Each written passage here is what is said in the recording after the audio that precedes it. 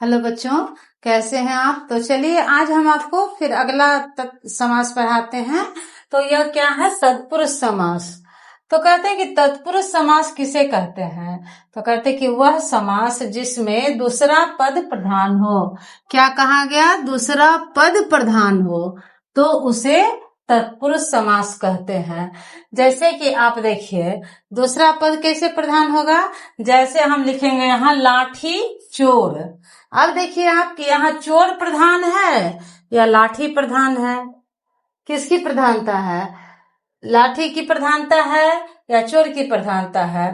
तो आप कहेंगे चोर की प्रधानता है। उसी प्रकार है लाठी अंधा, तो यहाँ अंधा प्रधान होगा या लाठी प्रधान होगा। तो यानी कि जिसके उत्तर की पद की यानी अंतिम पद की प्रधानता हो उसे हम तत्पुरुष समास कहते हैं। इसको एक दूसरे तरीके से भी हम पहचान सकते हैं। कैसे कि देखिए कारक चिन्ह के द्वारा।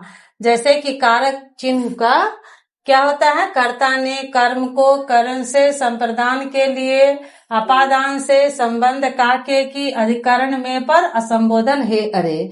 तो आप देखें कि जिस शब्द में ये इनमें से कोई भी चिन्ह लगा हो तो उसे हम तत्पुरुष समास में रख देंगे। जैसे देखिए लाठी चोर।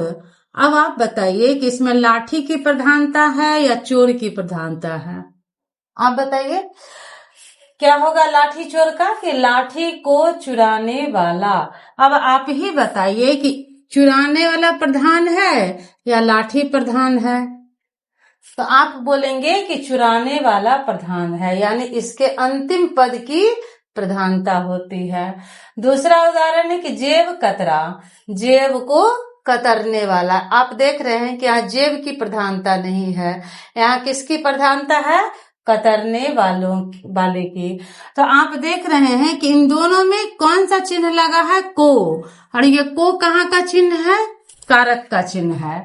तो आप देखेंगे कि जिसमें भी कारक का चिन्ह है इनमें से कोई भी ने को से के लिए इत्यादि जो भी है, अगर इनमें से कोई भी चिन्ह यदि लगा हुआ होगा तो वह कौन सा समास हो जाएगा, तत्पुरुष समास।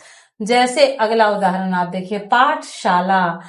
पाठशाला में प्रधान कौन है, शाला है। पढ़ने का जो शाला होता है, पढ़ने का जो घर होता है उसे हम कहते हैं पाठशाला। पाठ के लिए शाला, इसमें शाला की प्रधानता है। आप ऐसे भी इसको पहचान सकते हैं कि तत्पुरुष समास है, क्योंकि इसके अंतिम पद की प्रधानता को दिखाया गया है। और दूसरे आप चिन्ह से भी पहचान सकते हैं कि यहाँ पर है ना के लिए, तो यहाँ पर है ना के लिए, पाठ के लिए। तो इस प्रकार कारक का चिन्ह है जिसमें लगा हो तो वह तत्पुरुष समास होता है। यह ट्रिक है और इसे आप याद रखेंगे। जैसे रसोई घर, इसका क्या होगा समास विग्रह, कि रसोई के लिए घर या शाला। तो जैसे रसोई किसके लिए, रसोई के लिए। और यहाँ पर आप देख रहे हैं के लिए, यानी कारक चिन्ह का प्रयोग हुआ है। तो जिसमें भी कारक चिन्हों का प्रयोग होता है वो सब तत्पुरुष समास में जाएगा। जैसे तो आप दो तरीके से इसको पहचान सकते हैं। कैसे कि एक तो हो गया कि जिसका दूसरा पद प्रधान हो, प्रथम पद की प्रधानता नहीं हो। और दूसरा क्या है कि जिसमें कारक चिन्हों का प्रयोग किया हो, कारक चिन्ह जिसमें लगा हुआ हो, तो वह तत्पुरुष समास हो जाएगा। अब जैसे देखिए कार्य कुशल, इसका विग्रह क्या होगा कि कार्य में कुशल। तो आप देख रहे हैं कि इसमें चिन्ह है ना में, अधिकरण कारक लगा हुआ है ना इसमें में पर। तो देखिए कार्य में कुशल, तो जिसमें भी में से में। और रेखांकित, रेखांकित का विग्रह करेंगे तो क्या होगा, रेखा से अंकित। तो जिसमें भी कारक का जो चिन्ह है, कारक का जो विभक्ति चिन्ह है, अगर वो लगा हुआ होगा तो वह तत्पुरुष समास होगा। एक ट्रिक आपको याद रखना है। और दूसरा चीज क्या याद रखना है कि जिस शब्द के, जिस पद के अंतिम पद प्रधान हो तो उसमें भी तत्पुरुष समास होता है, जिस समास में दूसरे पद की प्रधानता हो। प्रथम पद इसमें गौण रहता है, प्रथम पद की कोई भी इसमें ये नहीं होता है, प्रथम पद की प्रधानता नहीं होती है, दूसरे पद की प्रधानता जिसमें हो वह तत्पुरुष समास है, एक ट्रिक। और दूसरा आपको याद रखना है कि जिसमें विभक्ति चिन्हों का प्रयोग हुआ हो, ये कर्ता ने, कर्म को, करण से, ये जो भी चिन्ह हैं इनका यदि कहीं भी प्रयोग हुआ है तो आप आंख मूंद कर उसको कहाँ रख देंगे? तत्पुरुष समास में। तो उम्मीद है कि आपको यह समझ में आ गया होगा। तो चलिए फिर अगला देखते हैं। अगला जो है कि कर्मधारय समास, बहुत अच्छा है। कहते कि वह समास जिसमें एक पद विशेषण हो, एक पद क्या हो? विशेषण, और दूसरा पद क्या हो? विशेष्य हो, उसे कर्मधारय समास कहते हैं। तो आप अब समझें कि विशेष्य और विशेषण किसे कहते हैं। तो संज्ञा या सर्वनाम की, संज्ञा या सर्वनाम की जो विशेषता बतलाता है उसे हम कहते हैं विशेषण। और विशेष्य क्या कहेंगे कि जिसकी विशेषता बताता है वह हो जाता है विशेष्य। जैसे कि राम गोरा है, मान लीजिए कि हम एक शब्द दिए कि राम गोरा है, तो यहाँ गोरा है क्या हो जाएगा? विशेषण हो जाएगा। और विशेष्य कौन हो जाएगा? राम। कौन गोरा है? तो राम गोरा है। तो जो गोरा है जिसकी हम विशेषता बता रहे हैं वो हो जाएगा विशेष्य, और गोरा यहाँ पर क्या हो जाएगा? विशेषण, यानी विशेष्य की वह विशेषता को बता रहा है। तो आप इस प्रकार समझ गए कि वह समास जिसमें एक पद विशेषण हो और दूसरा पद विशेष्य हो तो उसे कर्मधारय समास कहते हैं। चलिए इसे ट्रिक के माध्यम से भी समझते हैं। कहते हैं कि विशेषता बताने वाले शब्द को कर्मधारय समास कहते हैं। ये भी आप याद रखेंगे कि विशेषता, किसी की विशेषता, किसी की भी विशेषता यदि बताई जा रही हो जिसमें, तो वो हो जाएगा कर्मधारय समास। जैसे आप देख रहे हैं काली मिर्च, यहाँ मिर्च की विशेषता क्या है? कालापन। कैसा मिर्च? तो काली मिर्च। अब आप बताइए कि इसमें काली, इसका विशेषण करेंगे तो क्या है? काली है जो मिर्च। अब आप बताइए कि मिर्च क्या है और कालापन क्या है। तो देखिए मिर्च की विशेषता है काली, तो यह इसका विशेषण हो गया, और मिर्च क्या हो जाएगा? विशेष्य हो जाएगा। इसी प्रकार है नील कमल, नीला है जो कमल। अब देखिए इसमें कमल का विशेषण हो गया नील, कमल का विशेषण क्या हो गया? नील। नील है, नीला है जो कमल। तो आप देख रहे हैं कि विशेषता बताने वाले शब्दों में कर्मधारय समास होता है। पीतांबर, पीत है जो गगन, यानी पीला है जो गगन। ये भी आई है, हमेशा एग्जाम में ये पूछा जाता है, इसे आप याद रखेंगे।